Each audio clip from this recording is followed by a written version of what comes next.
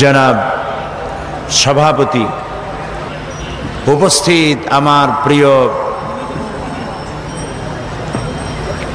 চট্টগ্রাম এবং বাংলাদেশের বিভিন্ন জেলা থেকে আগত, পার্শ্ববর্তী দেশ থেকে আগত সম্মানিত ভাইয়েরা, পর্দার আড়ালের মা এবং বোনেরা, সুপ্রিয় সাংবাদিক বৃন্দ, আসসালামু আলাইকুম ওয়া রাহমাতুল্লাহি তাআলা ওয়া বারাকাতুহু। প্রিয় ভাই সব, এই পৃথিবী আল্লাহ সৃষ্টি করে, কুল কায়নাতকে সৃষ্টি করে যত দয়া করেছেন, সমস্ত দয়া একত্রিত করলে কোরআন নাজিল করে যে দয়া করেছেন তার সমান হবে না। সর্বশ্রেষ্ঠ দয়া হচ্ছে যে কোরআনের মতো একখানা কিতাব তিনি আমাদেরকে দান করেছেন। আমরা বলি সুবহানাল্লাহ। এবং এই কোরআন আল্লাহ নাজিল করেছেন, দিয়েছেন এই কারণে আল্লাহ তাআলা বলছেন, ওয়া'লাল্লাহি কাসদুস সাবিলি ওয়া মিনহা জাইরুন ওয়ালাউ শাআ লাহাদাকুম আজমাইন। আর সোজা রাস্তা বলে দেওয়ার দায়িত্ব আমি আল্লাহর। যেখানে রয়েছে অসংখ্য বাঁকা পথ, এই অসংখ্য বাঁকা পথ হচ্ছে মানুষের তৈরি করা মতবাদগুলি, সব হলো বাঁকা পথ। মানুষের তৈরি করা মতবাদগুলি সোজা পথ না বাঁকা পথ? এই বাঁকা পথ সমূহের মধ্যে সোজা পথ বলে দেওয়ার দায়িত্ব আল্লাহ তাআলার। তিনি নিজে বলছেন, এটা আমার দায়িত্ব, এটা আমি বলে দেব। আর তাই তিনি যুগে যুগে পেগম্বর প্রেরণ করেছেন এবং তাদের কাছে বাণী পাঠিয়েছেন, কিতাব দিয়েছেন। সর্বশেষ নবী এলেন আমাদের নবী, সর্বশ্রেষ্ঠ নবী, সর্বশেষ নবী, বিশ্ব নবী মুহাম্মাদুর রাসূলুল্লাহ সাল্লাল্লাহু আলাইহি ওয়াসাল্লাম।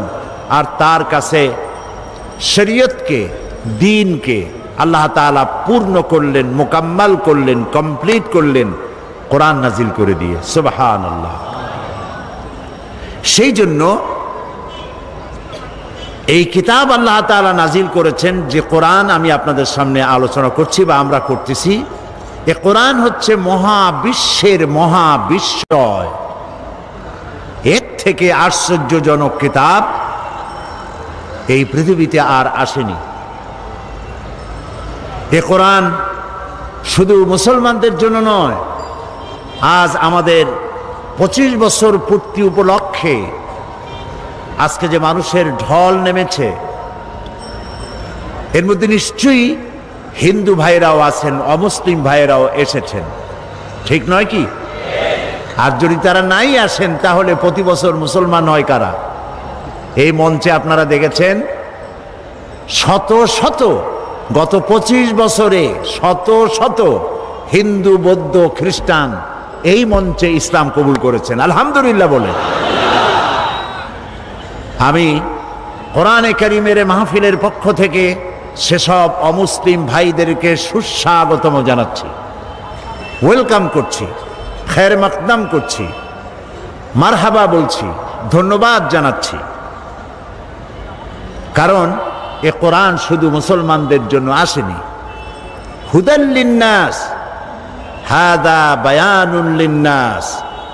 এ কোরআন গোটা বিশ্ববাসীর জন্য। সুবহানাল্লাহ। যারা মানুষ নামে পদবাচ্য যারা বিবেচিত, যাদের নাম মানুষ, তাদের জন্য কোরআন। এই জন্য কোরআন অন্যান্য ধর্মীয় পুস্তকের মতো নয়। কোরআন হচ্ছে মানব জীবনের একটি পূর্ণাঙ্গ জীবন বিধান। এ কোরআন যখন নাজিল হয় আর নবী করিম সাল্লাল্লাহু আলাইহি ওয়াসাল্লাম যখন এটা পড়তেন, তখন তৎকালীন কাফেরেরা নবী করিম সাল্লাল্লাহু আলাইহি ওয়াসাল্লামকে পাগল বলতো, জেনে ধরা রোগী বলতো, নাউজুবিল্লাহ। এখন নবীকে যদি পাগল বলা হয়, জেনে ধরা রোগী বলা হয়, তাহলে আঘাতটা লাগে কোথায়? আল্লাহর অস্তিত্বে আঘাত লাগে।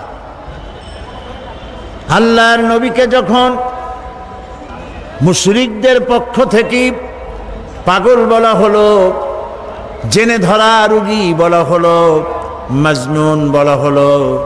আল্লাহর পক্ষ থেকে তার জবাব এলো, রব্বুল আলামিন তাদের কথার জবাবে শুনিয়ে দিলেন, ওয়ামা সাহিবুকুম বিমাজনুন, তোমাদের সাথী তিনি পাগল নন।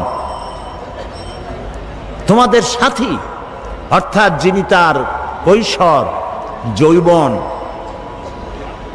জীবনের একটি বিরাট অংশ তোমাদের সাথে কাটালেন, 40টি বছর পর্যন্ত, তাকে তোমরা তো পাগল বলনি, আজকে পাগল বলছো কেন? সুতরাং তিনি পাগল নন, তিনি কবিও নন, তিনি জেনে ধরা রোগীও নন। আর আমি তারে কবিতা শিখাই নাই।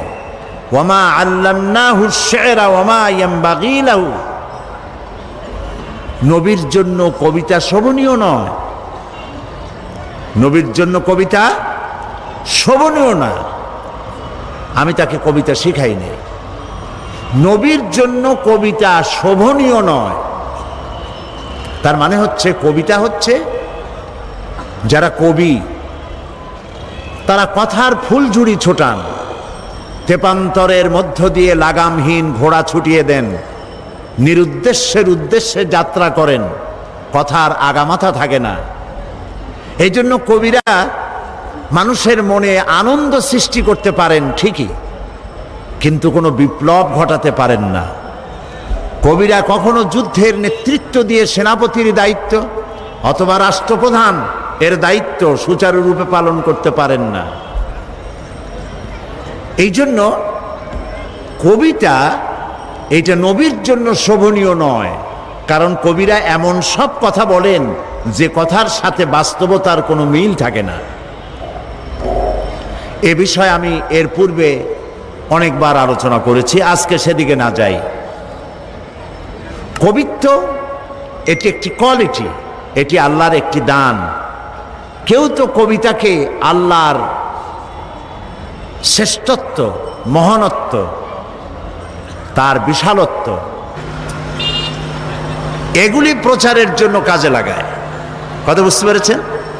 আর কেউ তো কবিতা দিয়ে মানুষকে অশ্লীলতার দিকে আকৃষ্ট করে। সুতরাং কবিতা বা কবিত্ব একটি প্রতিভা, কিন্তু সেই প্রতিভা কোনো পূর্ণাঙ্গ প্রতিভা এমন নয় যা জাতি গঠনে কোনো বিপ্লবী ভূমিকা রাখতে পারে। এই জন্যে আল্লাহ রাব্বুল আলামিন বলছেন যে আমি আমার নবীকে কবিতা শিখাই নাই এবং কবিতা তার জন্য শোভনীয় নয়। নবী করিম সাল্লাল্লাহু আলাইহি ওয়াসাল্লাম যখন কোরআনের এই দাওয়াত দিচ্ছিলেন, সমাজে এই দাওয়াত যখন দিচ্ছিলেন,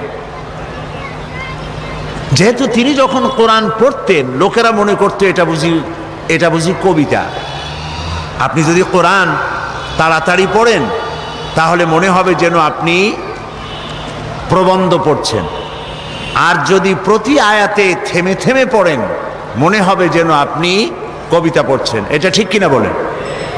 দেখুন, আর রহমান আল্লামাল কুরআন খালাকাল ইনসান আল্লামাহুল বায়ান। থেমে থেমে পড়লাম মনে হলো যেন কবিতা। আবার যদি একসঙ্গে পড়ে যান, আর রহমানু আল্লামাল কুরআন খালাকাল ইনসান আল্লামাহুল বায়ান, এভাবে যদি আপনি না থেমে যদি পড়ে যান মনে হবে প্রবন্ধ। আর যদি আয়াতে আয়াতে থেমে থেমে পড়েন আগাগোড়া সূরা ফাতিহা থেকে নাস পর্যন্ত মনে হবে যেন কবিতা পড়ছেন। সুবহানাল্লাহ। এবং এই জন্য কোরআন মানুষের মুখস্থ থাকে বেশি। কোরআন মানুষ মুখস্থ করতে পারে একটি কাব্যিক ছন্দ, একটি কবিতার ছন্দের মতো। এর ভাষা, এর লালিত্য, এর মাধুর্য, এর বাচনভঙ্গি, এর রচনা শৈলী একটা ভিন্ন প্রকৃতি। সে ব্যাপারে আমি কথা বলবো ইনশাআল্লাহ।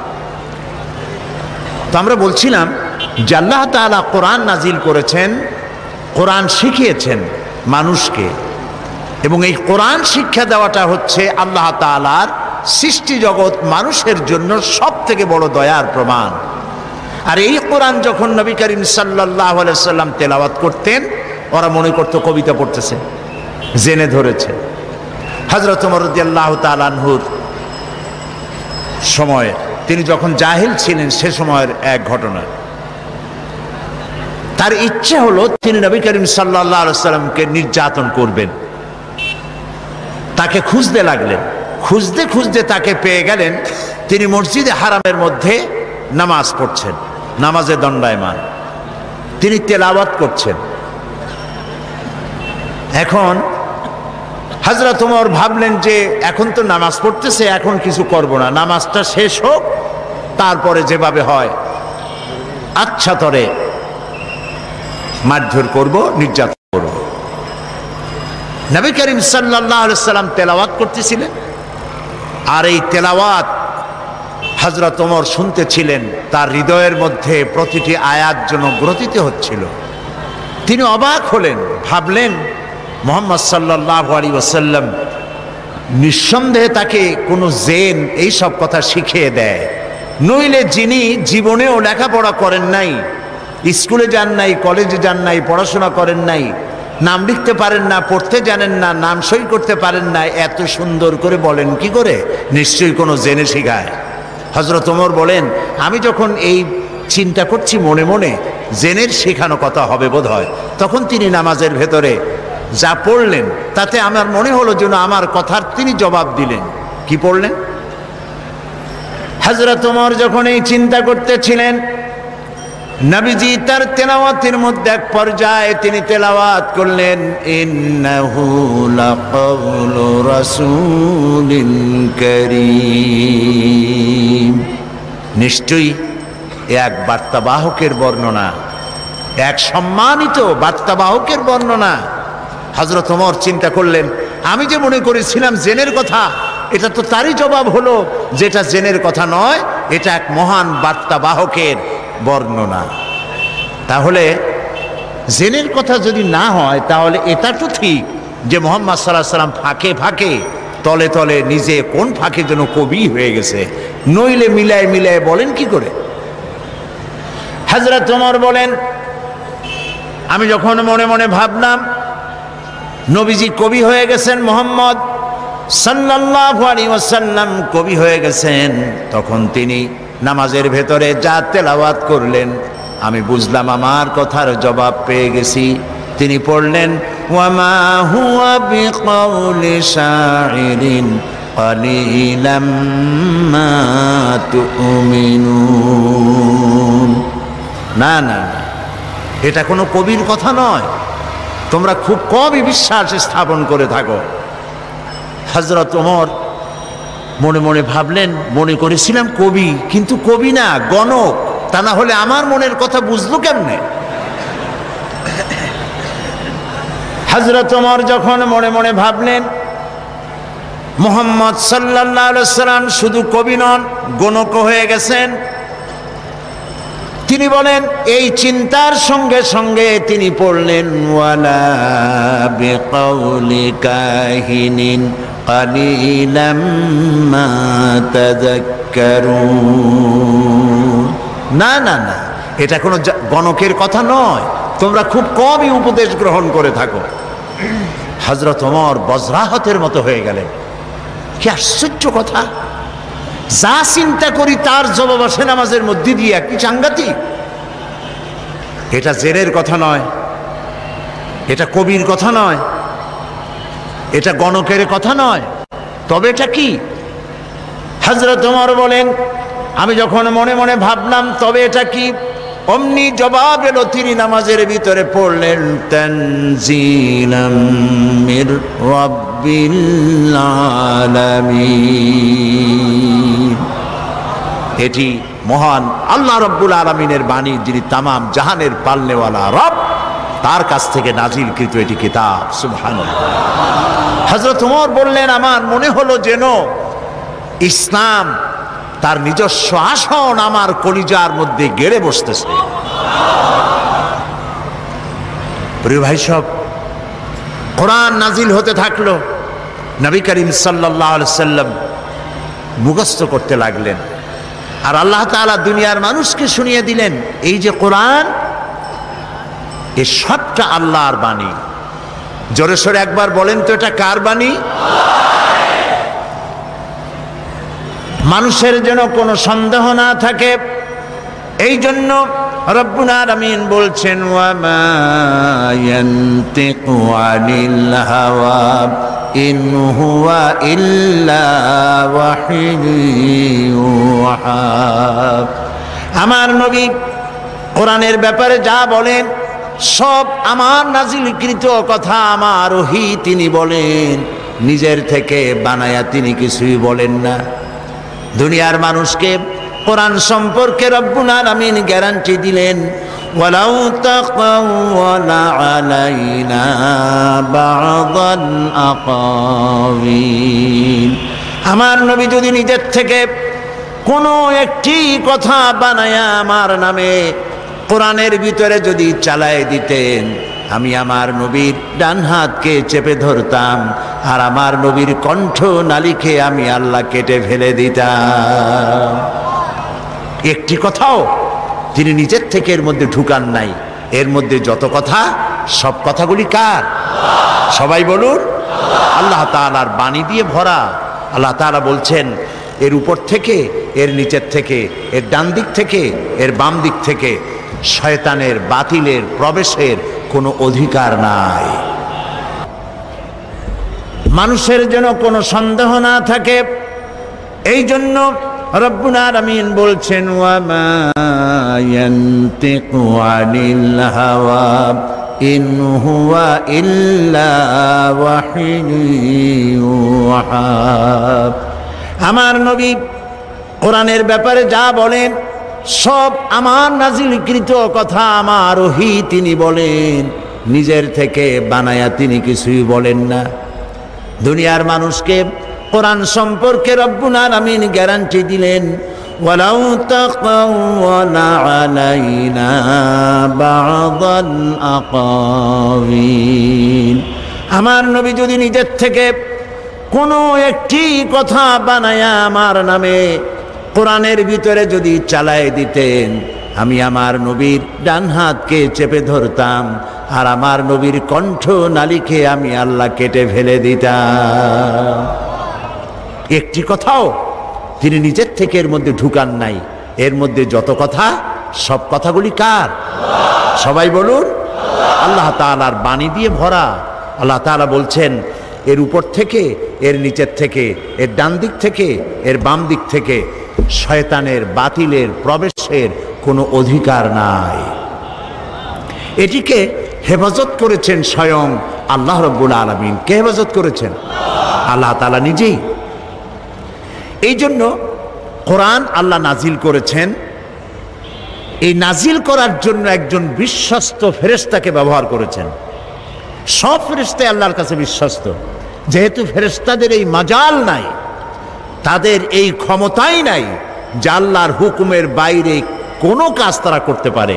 তাদের দায়িত্বই হচ্ছে আল্লাহর হুকুম মেনে নিজেদেরকে পরিচালিত করা, এর বাইরে কিচ্ছু করার কোনো গুঞ্জাইশ তাদের নাই। কিন্তু এই ফেরেশতাদের মধ্য থেকে একজন ফেরেশতাকে আল্লাহ বেছে নিলেন, যাকে আল্লাহ তাআলা বললেন শাদীদুল কুওয়া, যাকে বললেন রূহুল আমিন। আমরা তাকে কি নামে চিনি?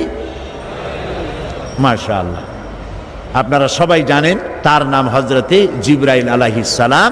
তিনি হলেন আল্লাহ তাআলার জেনুইন, অথেন্টিক, স্পেশাল মেসেঞ্জার। সমস্ত নবীর কাছে এই ওহী পাঠাবার জন্য আল্লাহ তাকে ব্যবহার করেছেন। এই কোরআন সবটা হলো ওহী। এই কোরআনের মধ্যে সবটা কি? ওহী। এখন ওহী কি জিনিস সেটা আমাদেরকে বুঝতে হবে। ওহী শব্দের অর্থ হলো ইশারা করা, কোনো জিনিসের ভাব উদ্রেক করে দেওয়া, মনের মধ্যে কোনো ভাবের উদ্রেক করে দেওয়া, ইশারা করে দেওয়া। এখন এই ওহী কয়েক প্রকার হয়ে থাকে। এই ওহীর কথা কোরআন শরীফে বলা হয়েছে, মৌমাছির কাছেও আল্লাহ ওহী করেছেন। আবার মুসা আলাইহিস সালামের মায়ের কাছে ওহী করেছেন। তো মৌমাছির কাছে যে ওহী আল্লাহ করেছেন সেখানে কি জিবরাইল এসেছিল? মুসা আলাইহিস সালামের মায়ের কাছে যখন ওহী করেছিলেন তখন কি জিবরাইল এসেছিলেন? ওই ওহী কি ধরনের? আর নবীদের কাছে যখন ওহী হয় সেই ওহী বা কি ধরনের? আসুন কোরআন থেকেই জানি।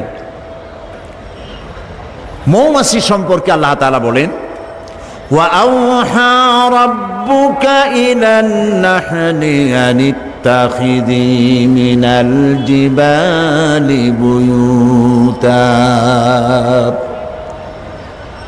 তোমার রব মধুমক্ষিকাকে ওহী করে যে পাহাড়ে, বিল্ডিংয়ে, গাছে বাসা বানাও, ঘর বানাও, মৌচাক বানাও। এই যে ওহী করলেন, এখানে জিবরাইল আসে নাই। বিষয়টা হলো মৌমাছির মনের মধ্যে, মৌমাছির মন আছে কিনা? মন আছে কিনা? প্রত্যেক প্রাণীরই মন আছে।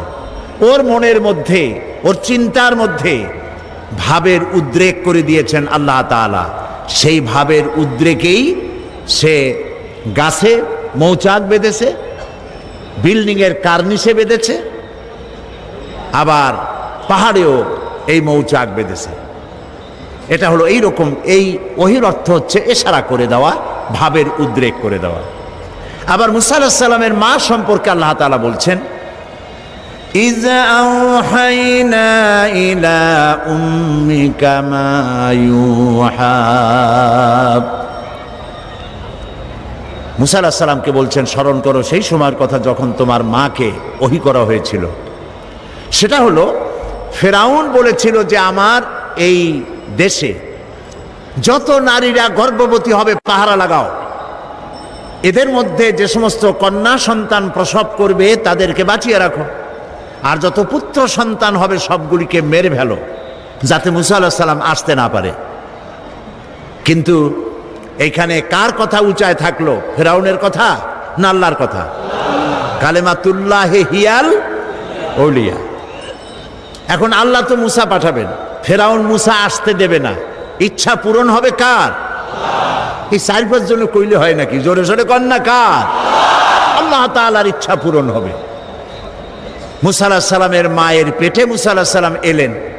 আল্লাহ তাআলা বলছেন আমি তাকে ওহী করলাম। তার মানে হলো যখন মুসাকে তিনি প্রসব করবেন, মুসা আলাইহিস সালামকে, তখন মুসা আলাইহিস সালামের মায়ের মনের মধ্যে ভাবের উদ্রেক করে দিলেন আল্লাহ তাআলা এভাবে, সন্তান প্রসব করেই তাকে একটি বাক্সের ভিতরে আটকাইয়া নদীর ভিতরে ছেড়ে দাও।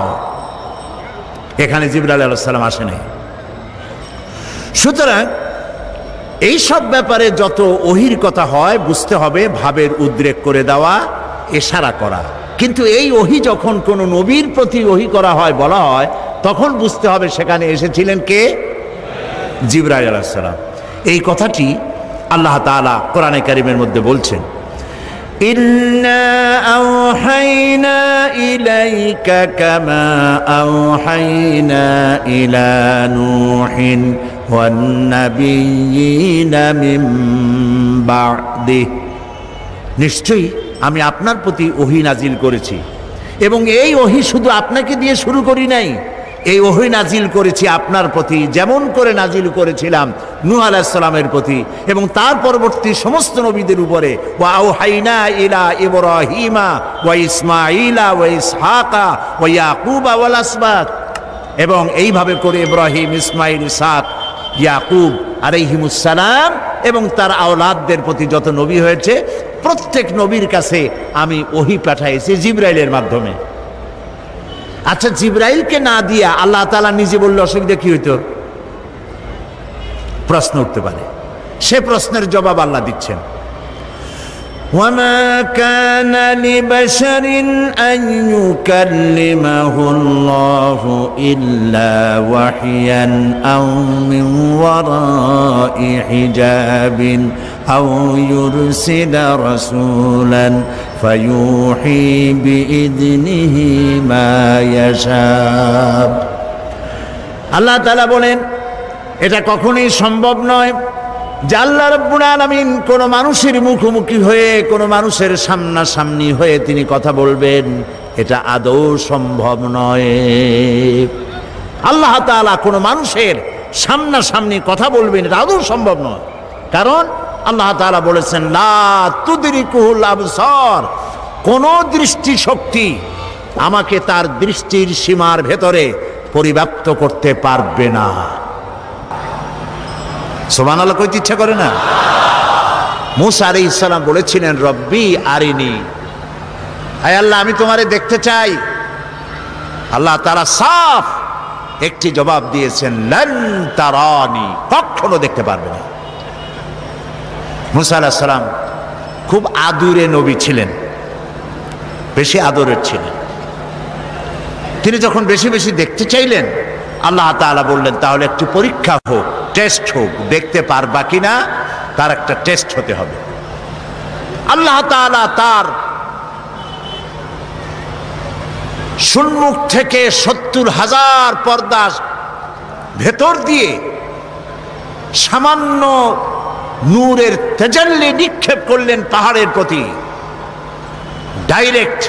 তিনি তো দেখতে পারবেনই না, পাহাড়ের উপরে নূর ফেলেছেন, সেই নূরকে তিনি বরদাস্ত করতে পারেন নাই। মুসা আলাইহিস সালাম বেহুশ হয়ে জমিনে পড়ে গিয়েছেন। এখানে মুসা আলাইহিস সালাম আর মুহাম্মদ সাল্লাল্লাহু আলাইহি সাল্লামের মধ্যে পার্থক্য হচ্ছে এই, মুসা আলাইহিস সালাম পাহাড়ের প্রতি পড়া নূরকে সহ্য করতে পারেন নাই, বেহুশ হয়ে পড়েছেন। কিন্তু মেরাজে নবী করিম সাল্লাল্লাহু আলাইহি সাল্লাম নূর দেখেছেন আর বেহুশ হয়ে পড়েন নাই।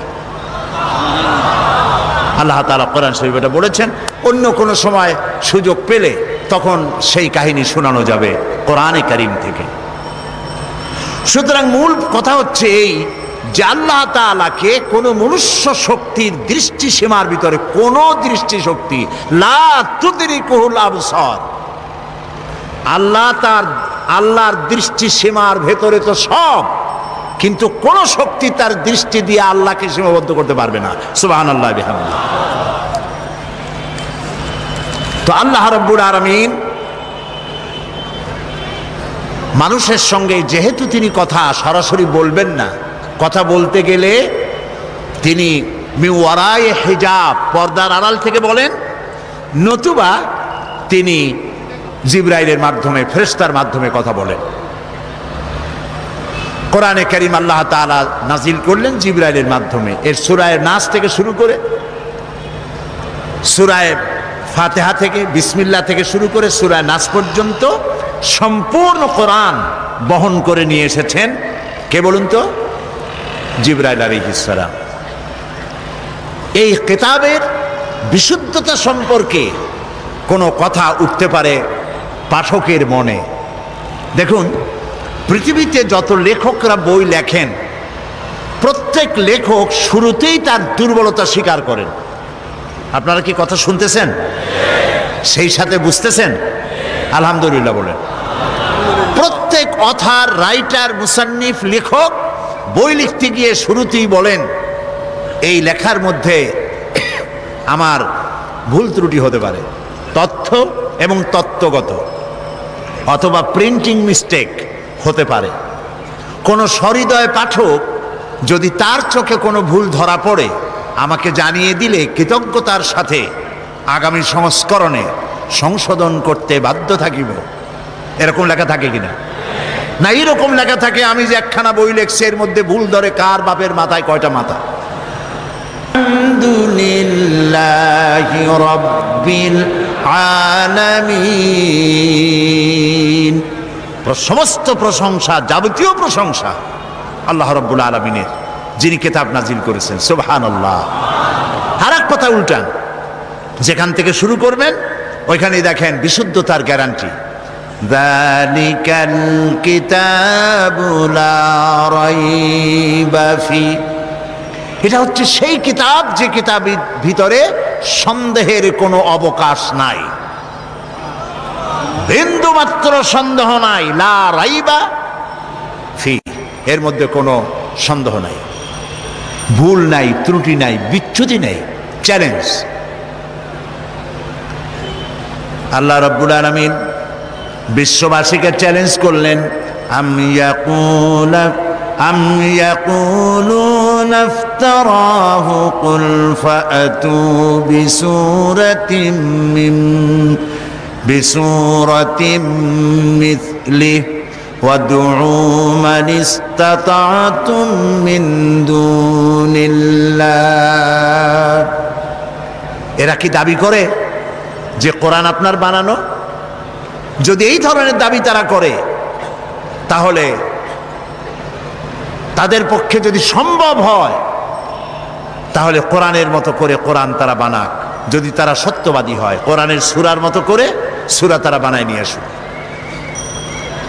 মহান আল্লাহ রাব্বুল আলামিন আরো চ্যালেঞ্জ করলেন, قل لئن اجتمعت الإنس والجن أن يأتوا بمثل هذا القرآن لا يأتون بمثله ولو كان بعضهم لبعض ظهيرا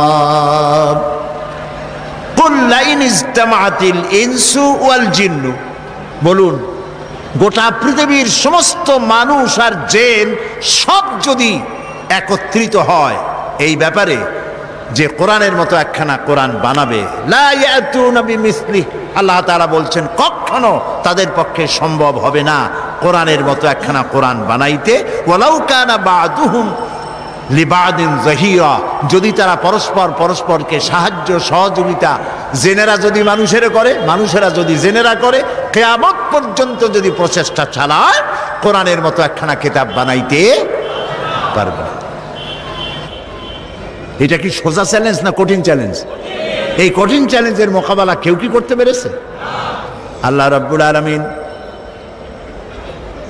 একটি সূরা অথবা 10টি সূরা অথবা কোরআনের মতো কোরআন বানাবার চ্যালেঞ্জ করে সর্বশেষ আরো একটি চ্যালেঞ্জ করলেন, ইন কুনতুম ফি রাইবিম মিম্মা নাযালনা আলা আবদিনা ফাআতু বিসূরাতিন মিন মিসলিহি وادعوا شهداءكم من دون الله إن كنتم صادقين إن كنتم في ريب مما نزلنا على عبدنا। আমার বান্দার উপর যে কিতাব নাজিল করেছি, যদি তোমাদের সন্দেহ হয় যেটা বান্দার বানানো, মানুষের বানানো, ফাতু বিসূরাতিন, তাহলে কোরআন শরীফের ছোট্ট একটি সূরার মতো সূরা বানাও। চ্যালেঞ্জের ধরনটা দেখুন।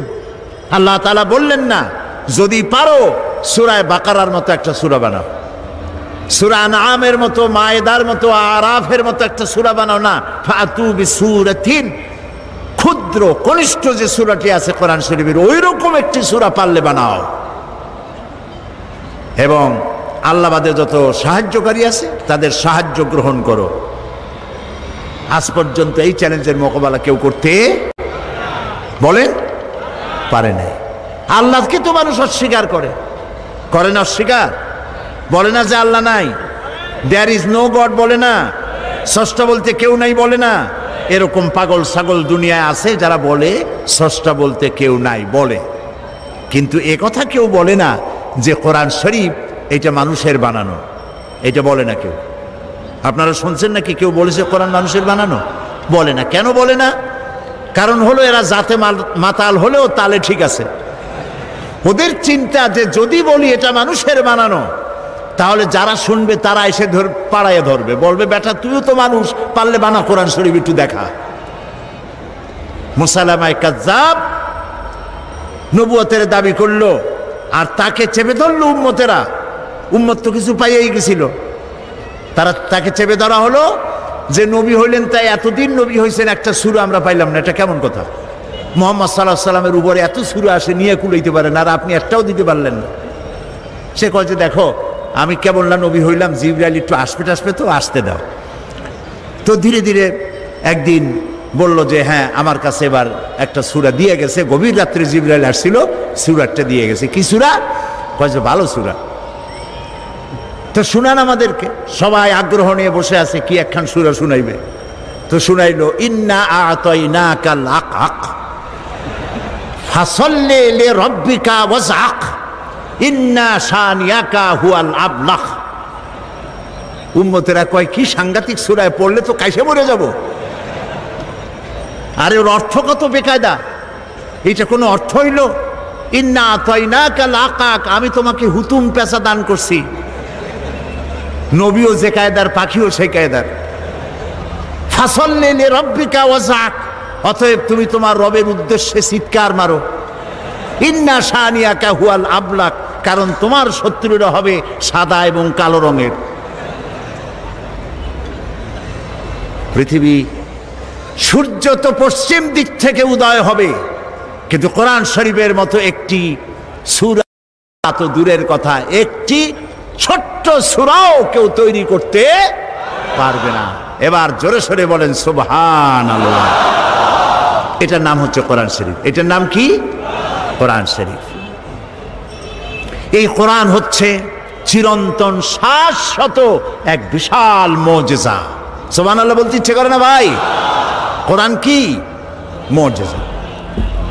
এই পৃথিবীতে আল্লাহ রাব্বুল আলামিন যত নবী পাঠিয়েছেন, সমস্ত নবীদের কি উন্নত মানের চরিত্র দিয়েছেন, আর মুজিজা দিয়েছেন, ওহী দিয়েছেন। সব নবীদেরকে কম বেশি মুজিজা দেওয়া হয়েছে। মুজিজা যারা পেলেন, মারা যাওয়ার সঙ্গে সঙ্গে মুজিজা শেষ হয়ে গেল, মুজিজার কার্যকারিতা আর রইল না। যেমন মুসা আলাইহিস সালামের মুজিজা ছিল, হাতের লাঠি ফেলে দিলে কি হয়ে যেত? মুসা আলাইহিস সালাম ইন্তেকাল করেছেন, লাঠিখানা কবরে নিয়ে যান নাই। উম্মতেরা হাজারো চেষ্টা করে 1 সেকেন্ডের জন্য এক বিগত একটা সাপ বানাইতে পারে নাই। দাউদ আলাইহিস সালামের মুজিজা ছিল তার গলার আওয়াজ। এত সুন্দর আওয়াজ তাকে আল্লাহ রাব্বুল আলামিন দান করেছিলেন। তিনি যখন জাবুর শরীফ তেলাওয়াত করতেন, উড়ন্ত পাখিগুলি ওড়া বন্ধ করে হযরত দাউদের চতুর্দিকে বসে আল্লাহর কালাম শুনত। লোহা ধরে চাপ দিলে পরে পানি হয়ে হাতের কর দিয়া গলে গলে পড়ে যেত। ঈসা আলাইহিস সালামের মুজিজা ছিল, অন্ধ মানুষের চোখের উপরে হাত দিলে চোখ ভালো হয়ে যেত। কুষ্ঠ ব্যাধিগ্রস্ত লোকের গায়ে হাত দিলে ব্যাধি ভালো হয়ে যেত। মুসা আলাইহিস সালাম দুনিয়া থেকে বিদায় হলেন, মুজিজাও বিদায় হয়ে গেল। সুলাইমান আলাইহিস সালামের মুজিজা ছিল সূরা আন-নামল, পড়ে দেখেন। গল্প শোনাচ্ছি না, কোরআন শোনাচ্ছি। হযরতে সুলাইমান সকাল বেলায় সিংহাসনে বসতেন। আল্লাহ বলেন 1 মাসের পথ বিনা ইঞ্জিনে উড়ে যেতেন। সন্ধ্যা বেলায় আর 1 মাসের পথ বিনা ইঞ্জিনে উড়ে ফিরে চলে আসতেন। হযরত সুলাইমান ইন্তেকাল করলেন, সিংহাসন কবরে নিয়ে যান নাই। উম্মতেরা 1 সেকেন্ডের জন্য জমিন থেকে 2 আঙ্গুল উপরে উঠাইতে পারে নাই। ঈসা আলাইহিস সালাম ইন্তেকাল করেন নাই, রব্বুল আলামিন তাকে উঠায় নিয়েছেন। তিনি যে অন্ধ লোকের চোখের উপরে হাত দিলে চোখ ভালো হয়ে যেত, তাকে আল্লাহ উঠায় নিলেন। তার ভক্ত অনুরক্ত, তার উম্মতের দাবিদার শত শত কোটি খ্রিস্টান পৃথিবীতে আছে। একটা অন্ধ লোকের চোখে হাত বুলাইয়া কারো চোখ ভালো বানাইয়া দিতে পারে নাই। প্রিয় ভাই সব, এই পৃথিবীতে রব্বুল আলামিন সব নবীকে কম বেশি মুজিজা দিয়েছেন। সব থেকে শ্রেষ্ঠ মুজিজা দিয়েছেন আমাদের নবীকে। নবীজি মুহাম্মদুর রাসূলুল্লাহ সাল্লাল্লাহু আলাইহি ওয়াসাল্লামের জীবনে হাজার হাজার মুজিজা সংগঠিত হয়েছে। নবীজির সমস্ত মুজিজার ভিতরে সর্বশ্রেষ্ঠ মুজিজা যেটা, তার নাম কোরআন। রাসূলের মুজিজার নাম কি? রাসূল দুনিয়া থেকে চিরকালের জন্য বিদায় হয়ে গেছেন। মুজিজা কবরে নিয়ে যান নাই, মুজিজা রেখে গেছেন। এই মুজিজা থাকবে কিয়ামত পর্যন্ত, লোকেরা শুনবে, বোঝে না তাও কান্দে। রমজান মুবারকের মাসে তারাবির নামাজের ভিতরে লোডশেডিং হয়, বিদ্যুৎ চলে গেছে, পাখা ঘোরে না, গরমের মধ্যে ঘরমাক্ত হয়, কোরআন শোনা বাদ দিয়া নামাজিরা বাইর হয়ে যায় না। সারা পৃথিবী জুড়ে সব থেকে বেশি যে কিতাব পড়া হয়েছে তার নাম কোরআন শরীফ। আজও কোরআন শুনে কাফের বেঈমান ইহুদি খ্রিস্টান মুসলমান হয়ে যায়, পড়ে লা ইলাহা ইল্লাল্লাহু মুহাম্মাদুর রাসূলুল্লাহ। শ্রেষ্ঠ মুজিজা, সুবহানাল্লাহ বলে। সারা বিশ্বের চিরবিস্ময় এই কোরআনকে আল্লাহ রাব্বুল আলামিন নাজিল করে হেফাজতের ব্যবস্থা করেছেন। আল্লাহ রাব্বুল আলামিন বলেন, ইন্না নাহনু নাযালনা যিকরা ওয়া ইন্না লাহু লাহাফিজুন। কোরআন নাজিল করেছি আমি আল্লাহ, আর এর সংরক্ষণের সবটুকুন দায়িত্ব আমি গ্রহণ করেছি। কোরআন হেফাজতের দায়িত্ব কার? আল্লাহ হেফাজত করছেন। মানুষের সিনার ভিতরে এটাকে বদ্ধমূল করে দিয়েছেন। আল্লাহু আকবার। ছোট্ট ছোট্ট বাচ্চারা মুখস্থ করে, এতটুকু এতটুকু বাচ্চা 7 বছর 8 বছর বয়স কোরআন শরীফ মুখস্থ করে ফেলাইছে। এটা যদি আল্লাহর না হতো তাহলে কি সম্ভব ছিল ভাই? সম্ভব ছিল না। প্রতি রমজান মাসে, বুখারীর হাদিস, প্রতি রমজান মাসে জিবরাইল আলাইহিস সালাম নবী করিম সাল্লাল্লাহু আলাইহি ওয়াসাল্লামের কাছে আসতেন আর বলতেন, এ পর্যন্ত যতটুকু নাজিল হয়েছে আমাকে পড়ে শোনান। নবী করিম সাল্লাল্লাহু আলাইহি ওয়াসাল্লাম তেলাওয়াত করে শোনাইতেন আর জিবরাইল আলাইহিস সালাম শুনতেন। এরপরে হযরত জিবরাইল বলতেন, ইয়া রাসূলুল্লাহ, এবার আমি পড়ি, আপনি শোনেন। এটা এই জন্য করতেন যাতে করে আল্লাহর কালাম মুখস্থ করার ব্যাপারে কোনো ভুল ত্রুটি হয়ে না যায়। দেখেন না, রমজান মাস আসার আগে হাফেজ সাহেবরা একজন আরেকজনের শুনাইতে থাকে যাতে ইয়াদে কোনো রকম সর্বনাশ না হয়। 3 পারা দিয়ে 7 পারায় না ঢোকে, 9 পারা দিয়ে 13 পারায় না যায়। এই জন্য হাফেজ 2 জন রাখা লাগে মসজিদে, যেহেতু পিছনে তো আপনারা বুঝবেন না যে কোন জায়গাতে কোন সর্বনাশ হয়ে গেল। ঠিক কিনা বলেন? নবী করিম সাল্লাল্লাহু আলাইহি ওয়াসাল্লামের কাছে যে বছর নবী করিম সাল্লাল্লাহু আলাইহি ওয়াসাল্লাম ইন্তেকাল করবেন, তার জীবনের শেষ রমজানে হযরত জিবরাইল এলেন, এসে বললেন, ইয়া রাসূলুল্লাহ, গোটা কোরআন শরীফ পুরাটা আপনি আমাকে তেলাওয়াত করে শোনান। তিনি তেলাওয়াত করলেন, জিবরাইল শুনলেন। জিবরাইল বললেন, এবার আমি পড়ি, তেলাওয়াত করি, আপনি শোনেন। আবার তিনি তেলাওয়াত করলেন, শুনলেন। হযরত জিবরাইল বললেন, আবার তেলাওয়াত করুন, আমি শুনবো। আবারও তিনি তেলাওয়াত করলেন, জিবরাইল শুনলেন। হযরত জিবরাইল বললেন, এবার আমি আবার তেলাওয়াত করি, আপনি শোনেন। নবী করিম সাল্লাল্লাহু আলাইহি ওয়াসাল্লামের ইন্তেকালের বছর শেষ রমজানে হযরত জিবরাইল 2 বার শুনাইছেন এবং হযরতে রাসূল 2 বার হযরতে জিবরাইলকে শুনিয়েছেন। কোরআনের অথেন্টিসিটির ব্যাপারে, এর বিশুদ্ধতার ব্যাপারে গোটা পৃথিবী নির্বাক, হতবাক, বিস্ময় হতবাক হয়ে গিয়েছে। কোরআনের মতো বিশুদ্ধ গ্রন্থ আল্লাহর আরশের নিচে জমিনের উপরে দ্বিতীয় আরেকটি নাই। বলুন আল্লাহু আকবার। এ হচ্ছে সেই কোরআন। এই কোরআন কোনো গতানুগতিক কিতাব নয়। এর মধ্যে রয়েছে ইতিহাস, রয়েছে বিজ্ঞান। আল্লাহ পাক বলছেন, আর রহমান আল্লামাল কোরআন, তিনি দয়াবান, তার এত দয়া যে তিনি কোরআনের মতো একখানা কিতাব আমাদের দিয়েছেন। সুবহানাল্লাহ। গতকালকে বলছিলাম না, কি বলছিলাম? মাথা তো ঝুলাইলেন। গতকাল বলেছিলাম, অনেক কথার মধ্যে এটা বলেছিলাম আল্লাহর কথা। কুল বিফাদলিল্লাহি ওয়া বিরহমাতিহি ফাবিযালিকা ফালইফরাহু হুয়া খায়রুম মিম্মা ইয়াজমাউন।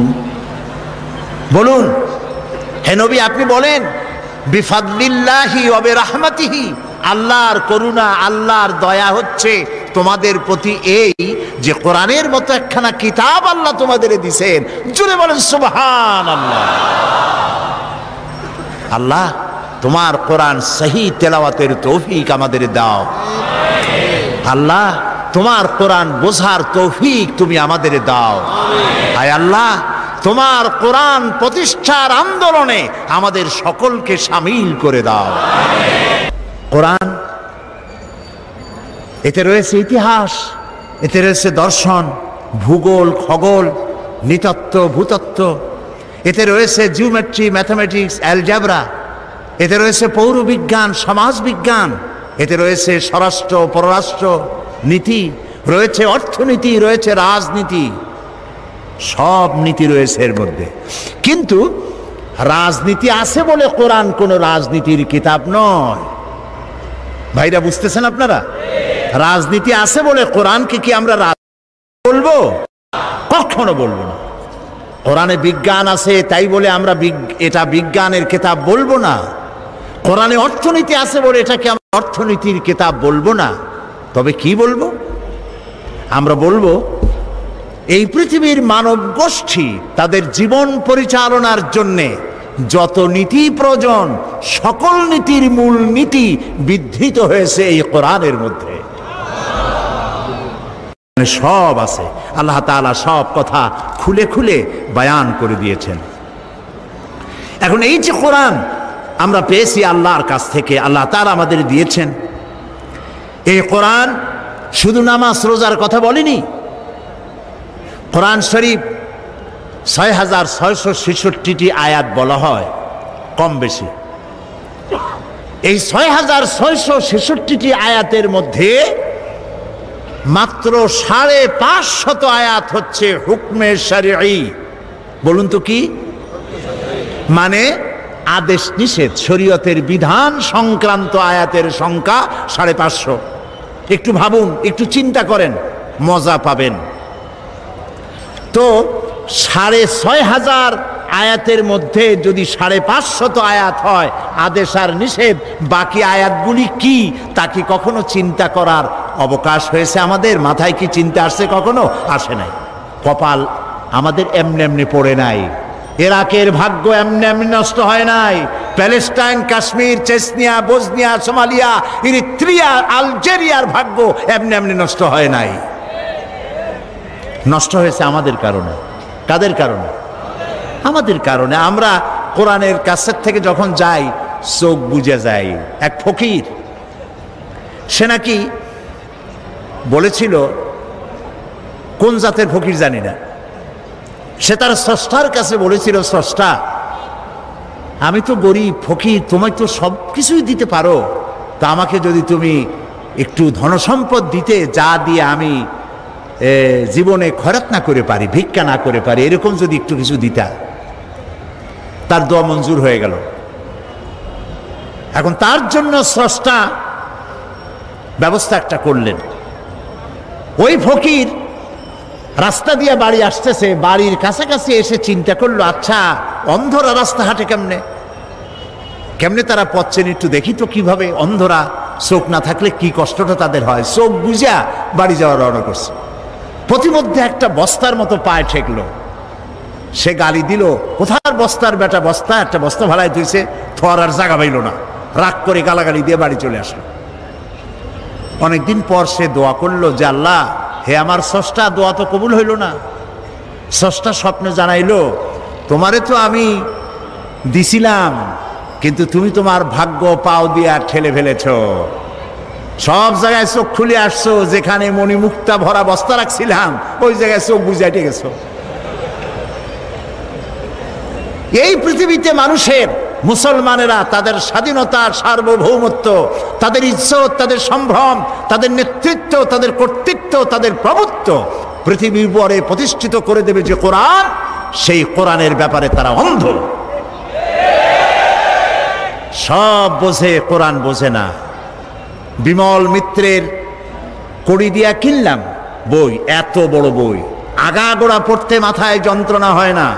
শরৎচন্দ্র, বঙ্কিম, রবীন্দ্রনাথের রচনাবলী এত বড় বড় সব পড়ে, মাথায় যন্ত্রণা হয় না। কিন্তু কোরআনে কারিমের অনুবাদ সহ পড়তে গেলে মাথায় যন্ত্রণা, পেটে গ্যাস্ট্রিক, চোখের মধ্যে জ্বালা করে, কানের মধ্যে সনসন করে, তাই তকদিরও ঠন ঠন করে।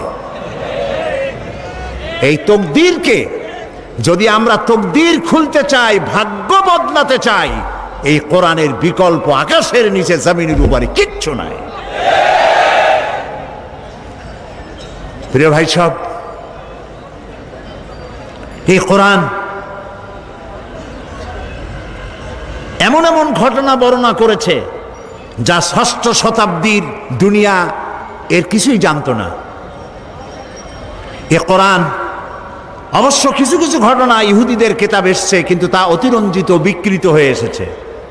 আল্লাহ পাক ওহীর মাধ্যমে নবী করিম সাল্লাল্লাহু আলাইহি সাল্লামকে ইতিহাস শিখাইছেন, ইতিহাস জানিয়েছেন। আদম আলাইহিস সালাম, নূহ আলাইহিস সালাম, ইব্রাহিম আলাইহিস সালাম, ফিরাউন, নমরুদ ইত্যাদির ইতিহাস, রাসূলকে সঠিক ইতিহাস কে শিখাইছে বলেন? আল্লাহ রাব্বুল আলামিন বলেন, তিলকা মিন আম্বাইল গায়বি নূহিহা ইলাইকা মা কুনতা তা'লামুহা আনতা ওয়ালা কওমুকা মিন ক্বাবলি হাদা। এটা হলো সেই অজ্ঞাত ঘটনা বলি, যা আপনি এ সম্পর্কে কিছুই জানতেন না, আপনিও জানতেন না, আপনার কওমও জানতো না। আমি ওহীর মাধ্যমে সঠিক ঘটনাগুলি আপনাকে জানিয়ে দিয়েছি। হযরত ইউসুফ আলাইহিস সালামের ঘটনা বর্ণনা করে আল্লাহ পাক বলছেন, যালিকা মিন আম্বাইল গায়বি নূহিহি ইলাইকা ওয়া মা কুনতা লাদাইহিম ইয আজমাউ আমরাহুম ওয়া হুম ইয়ামকুরুন। এটা হলো সেই ঘটনা যা আমি ওহীর মাধ্যমে আপনাকে জানিয়েছি, ইউসুফ আলাইহিস সালামের ঘটনা। অথচ তার ভাইরা যখন ঐক্যবদ্ধভাবে তার বিরুদ্ধে ষড়যন্ত্র করতেছিল, তখন আপনি সেখানে উপস্থিত ছিলেন না। আমি ওহীর মাধ্যমে প্রাগ ঐতিহাসিক এসব ঘটনা আপনাকে জানিয়ে দিয়েছি। আল্লাহ রাব্বুল আলামিন হযরত মূসা আলাইহিস সালামের ঘটনা রাসূলকে কোরআনের মাধ্যমে শোনাচ্ছেন আর বলছেন, وما كنت بجانب الغربي إذ قضينا إلى موسى الأمر وما كنت من الشاهدين। আর সিনাই পর্বতের পশ্চিম প্রান্তে মূসা আলাইহিস সালামকে আমি যখন তাকে নির্দেশাবলী দিয়েছিলাম, আপনি সেখানে উপস্থিত ছিলেন না। আমি ওহীর মাধ্যমে আপনাকে সে ঘটনাও জানিয়েছি। كذلك نقص عليك من أنباء ما قد سبق وقد آتيناك من لدنا ذكرا। এভাবেই আপনার কাছে অতীতের সমস্ত ঘটনা বলি আমি আপনাকে নিজের নিকট থেকে একটির পর একটি করে ওহীর মাধ্যমে জানিয়ে দিয়েছি। এভাবে আল্লাহ তাআলা রাসূলকে ইতিহাস জানালেন। আল্লাহ তাআলা রাসূলকে বিশ্বলোক সম্পর্কে, ঊর্ধ্বলোক সম্পর্কে জ্ঞান দান করেছেন। 1665 খ্রিস্টাব্দে স্যার আইজাক নিউটন তিনি মাধ্যাকর্ষণ শক্তির কথা বিশ্ববাসীকে জানালেন। কিন্তু আশ্চর্যের কথা যে নবী করিম সাল্লাল্লাহু আলাইহি ওয়াসাল্লাম কখনো কোনো সায়েন্স ল্যাবরেটরিতে কোনো গবেষণা করেননি, কোনো একাডেমিক কোয়ালিফিকেশন গ্রহণ করেননি, লিখতে জানেন না, পড়তে জানেন না।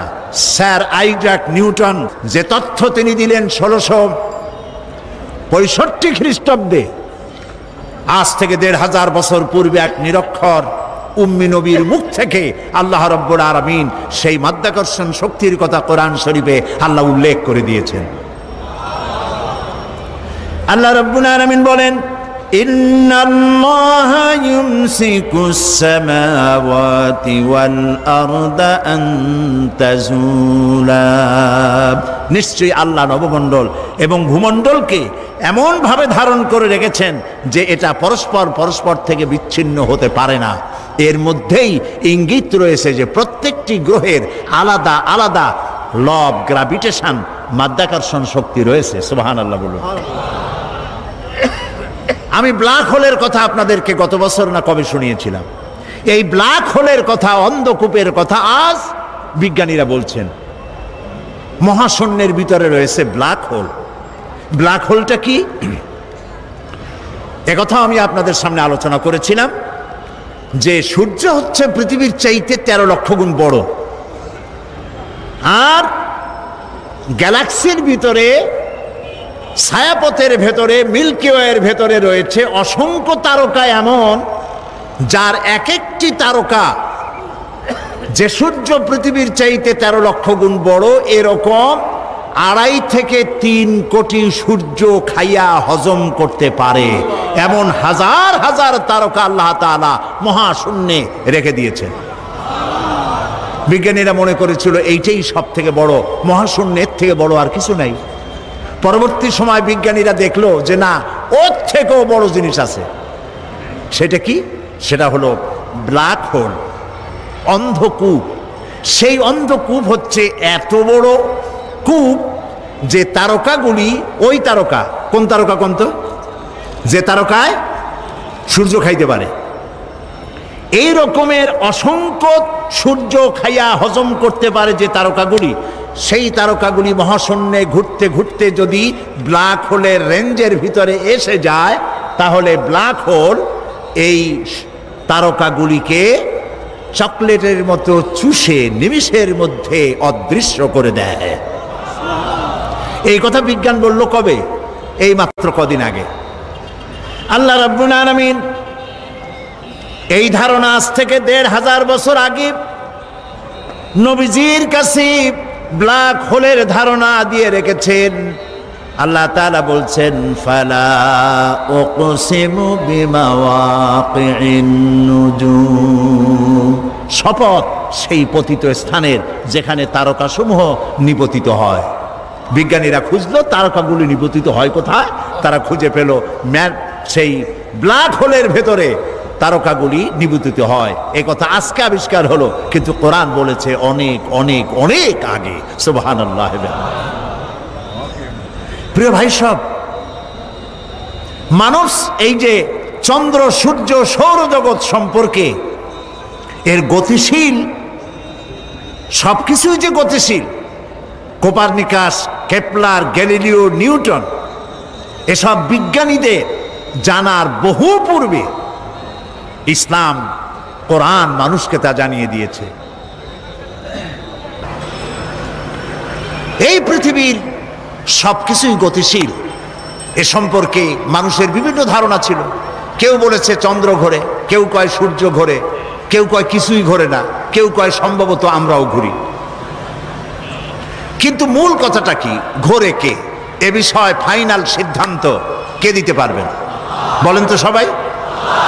আল্লাহ রাব্বুল আলামিন দুনিয়াবাসীকে আজ থেকে 1500 বছর আগে সবকিছুই যে গতিশীল সে সম্পর্কে আল্লাহ পাক জানায় দিলেন, লাশ-শামসু ইয়ানবাগি লাহা আন তুদরিকাল কমারা ওয়ালাল লাইলু সাবিকুন নাহার ওয়া কুল্লুন ফি ফালাকি ইয়াসবাহুন।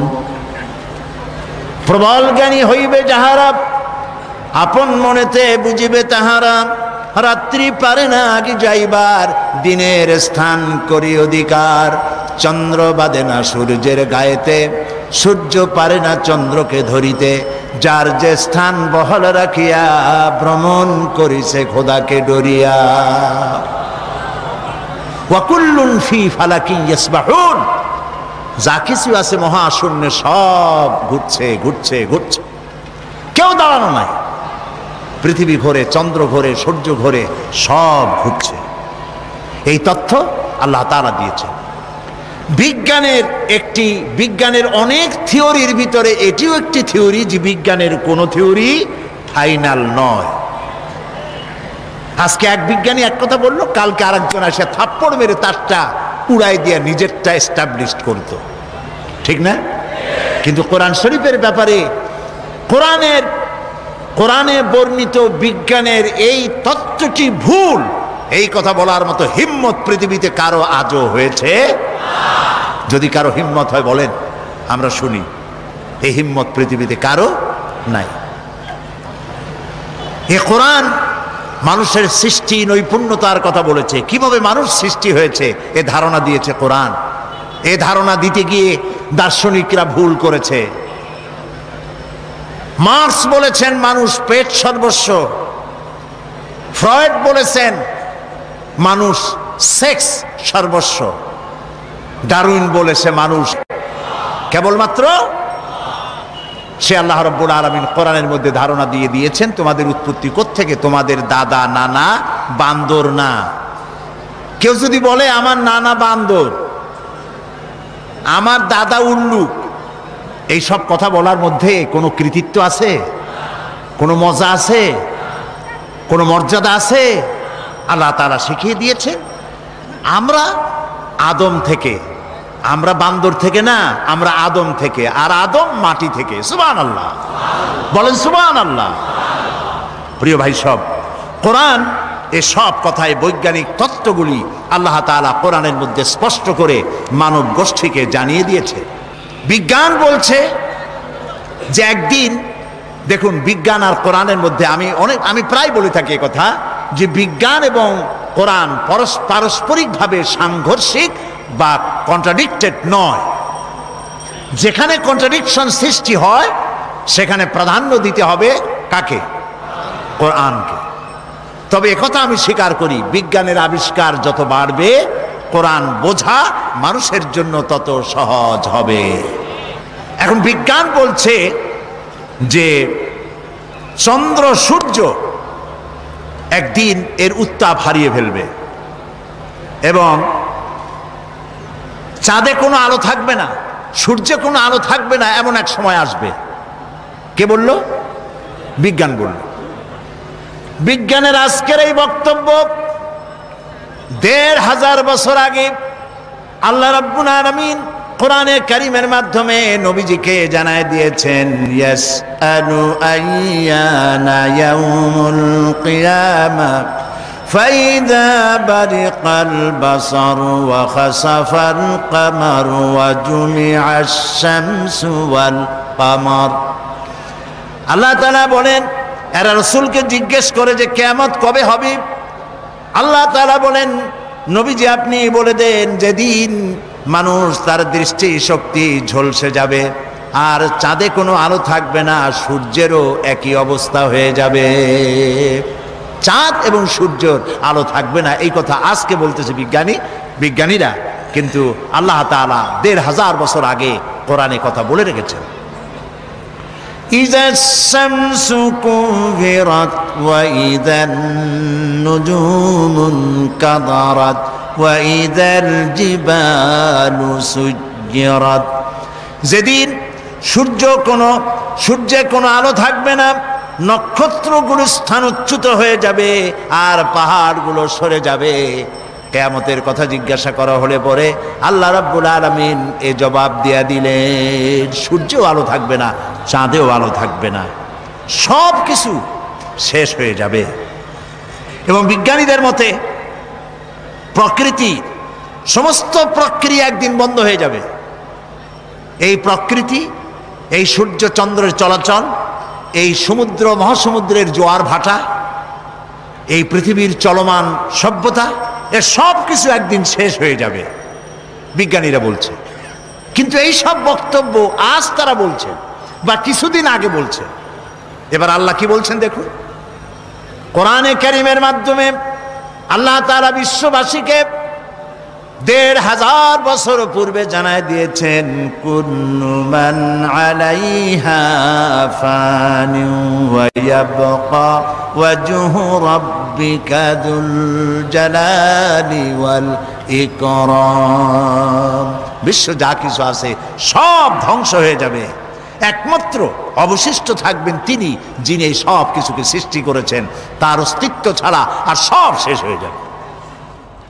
সুতরাং বিজ্ঞান যা কিছু আমাদেরকে বলেছে তার বহুলাংশে আল্লাহ তাআলা কোরআনে কারীমের মধ্যে এই তত্ত্বগুলি আমাদেরকে জানিয়ে দিয়েছেন। আজ যে উদ্ভিদের কথা বলা হচ্ছে, উদ্ভিদ সম্পর্কে গবেষণা চালিয়ে বিজ্ঞানীরা বলছেন, এই সিদ্ধান্তে তারা উপনীত হয়েছেন যে প্রকৃতির মধ্যে উদ্ভিদ হচ্ছে মানুষের সব থেকে বড় বন্ধু। আল্লাহ তাআলা এই কথা কোরআনে কারীমের মধ্যে বলে রেখেছেন উদ্ভিদ সম্পর্কে, وَالْأَرْضَ بَعْدَ ذَلِكَ دَحَاهَا أَخْرَجَ مِنْهَا مَاءَهَا وَمَرْعَاهَا। আল্লাহ তাআলা অতঃপর তিনি জমিনকে বিস্তার করে দিয়েছেন এবং এর দ্বারা তিনি উদ্ভিদ উদ্গত করে দিয়েছেন। গাছের চারা হলো এই যে গাছগুলি, গাছ আমাদের বন্ধু। গাছ আমাদের কি বলেন সবাই? গাছ আমাদের বন্ধু। আমাদের বন্ধু, সেই জন্য এদের প্রাণ সংহার করি আমরা চোখ বুজিয়া। গাছ আমাদের বন্ধু। সারা দিন সারা রাত অহরহ পৃথিবীর মানুষ এবং প্রাণী জগৎ বাতাস থেকে বিশুদ্ধ অক্সিজেন গ্রহণ করে, আর নাক থেকে সবগুলিকে কার্বন ডাই অক্সাইড করে বের করে দেয়। পরিবেশ নষ্ট হয়ে যায়, বিষাক্ত হয়ে যায়।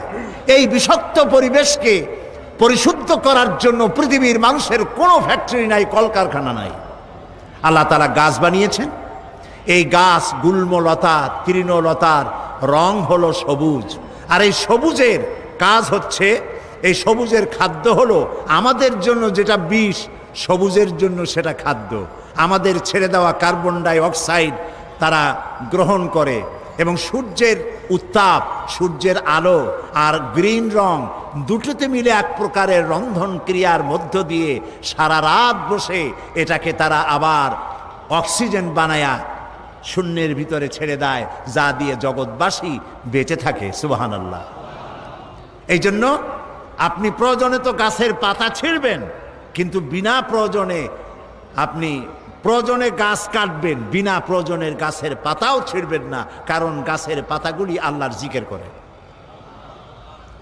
মুসলিম শরীফের হাদিসে এসেছে, কেউ যদি একটি গাছ লাগায় সৎ নিয়ত করে, ওই গাছের ফল যত প্রাণীতে খাবে, যত পাখিতে খাবে, মানুষের আশ্রয় নিবে, মানুষের উপকৃত হবে, সদকায়ে জারিয়ার এই সওয়াব কিয়ামত পর্যন্ত বৃক্ষ যে লাগিয়েছিল তার আমলনামায় লেখা হবে। সুতরাং গাছ কাটবেন বেশি না লাগাবেন বেশি? বলেন কি করবেন বেশি? বেশি করে লাগাবেন, বেশি করে লাগাবেন। নবী করিম সাল্লাল্লাহু আলাইহি ওয়াসাল্লাম যখন যুদ্ধে যেতেন তখন কয়েকটি কথা সাহাবায়ে কিরামদেরকে শুনিয়ে দিতেন। এক নম্বরে বলতেন, অসুস্থ, বৃদ্ধ, নারী, শিশু এই লোকদের উপরে হস্তক্ষেপ করবে না, অত্যাচার করবে না। 2 নম্বর